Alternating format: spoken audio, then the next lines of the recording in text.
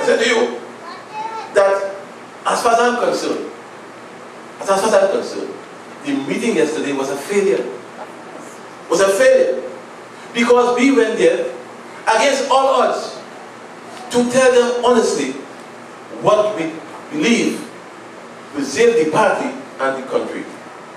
My dear friend, I say to you again, change is a form of life. Who or what you were yesterday, you are not today and won't be tomorrow. And if you don't have change, you die. So therefore, change is a form of life. And I repeat, without change, everything else is dead. And therefore, the UNC has to have change if it is to survive and to be in government. Change must not be cosmetic. You can't have change by making Dr. Sharon Gopal McNichols a senator today, as she foolishly accepted. I warned her on Tuesday wasn't to accept. So the day she accepted, and this is to be announced on Tuesday in the Senate, but she was fired at the same time by Dukaran. Because they told her, you are going to get the proper Mr. Pandey to give the illusion of change. Yes. I repeat, the illusion of change. I mean, if she goes there to remove Faisal Rahman, that won't be a bad thing. Won't be a bad thing. Because as Griffith told him last night, Griffith said, when I read your emails, I feel to vomit. Look at me, he said so. He said, when I don't read them, I lose weight. He told him so. You lose his appetite and lose weight.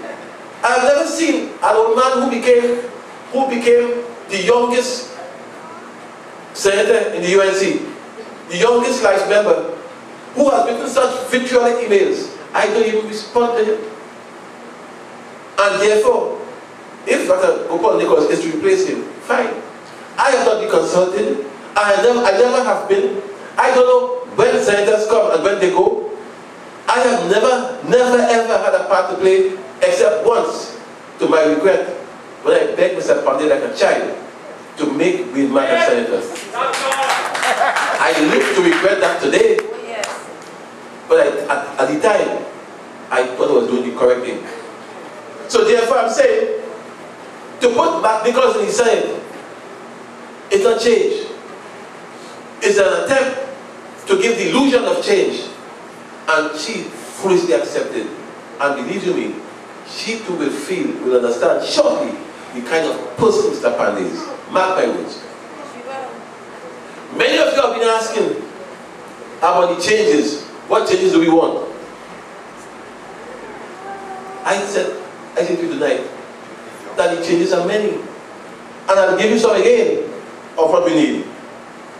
We need effective representation of our constituents. Effective, I say effective. My dear colleagues and friends, in some of our constituencies, the constituents have not seen their MPs since the last election. I, in Shogunas, am forced sometimes to service constituents from Couva North, Carolina East, and so on. They don't see them. And therefore, we have to have a system whereby the MPs must effectively represent the constituents and must be able, of course, to understand their concerns and to empathize with them. And these MPs must be accountable to the party hierarchy. They must say, for example, have to say what, of course, they record for the past week or past month is, and what the forecast for the week to come or the month to come is. They must be able to be accountable to the party for how they service their constituents. The party has to rebrand itself and to free itself from the belief that it belongs to one man, one family. No true party does that. And therefore the party has to rebrand itself to become a national party. A guy told me, he says, when you go and sit in the back seat, you know, Jack, he said the front will have only Indian people. I say, I don't care about that. If they have only Indian, only Chinese, for me it's not important. Once the people are competent, once they are competent. So I tell you very early, you will see a totally Indian front bench, but that for me is irrelevant. If they're competent and they could speak and they could debate and they could represent the views of the party, fine. And that is where I have my concern. So the party also therefore has to rebrand itself. The party, in doing so, has to have a party newspaper, has to have a series of party seminars and fora to discuss national issues. Here we are this week in a summit with 34 nations coming here. And the party has not sat down one single day, not one single day, to discuss the summit, the pros and cons. Not one day. What they have done, they sat down, yes, to discuss Ramesh and Jack. Ramesh and Jack. And therefore any serious party, I say, has to see about the people's business. The party has to also have proper representation in Parliament. You have to have members there who can speak and speak on issues that relate to first their constituency and then to the nation. Even after 1 year, more than 2/3 of our members still read their contribution in Parliament. Read! The speaker we have in Parliament today, for me, is the most lenient, because I have been advised very early that you only have, of course, your first session to read, and after that, you must speak. Where are these speakers like Winston Mahabir, Lion Sukaran, and these guys? A bundle of readers. And they're reading, of course, other people writing and speeches, and reading it badly. We have to change that. And therefore, we have to have effective speakers in Parliament. We have to identify and create functioning party groups. Ask yourself, how many party groups are functioning now in the organization? And where are they? And therefore, we have to go back and have a system whereby party groups function once again. We have to have a professional secretariat. Right now, we have no secretariat. The secretariat is on auto hold, so to speak. Letters sent to the secretariat remain unanswered. I hold the secretariat to ask, how come you could have observers at the last Congress when we were denied observers? We're going to enter.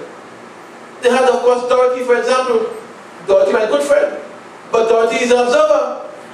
And if you could have Dorothy, why you can't have Margaret or John or James? Why? And several others.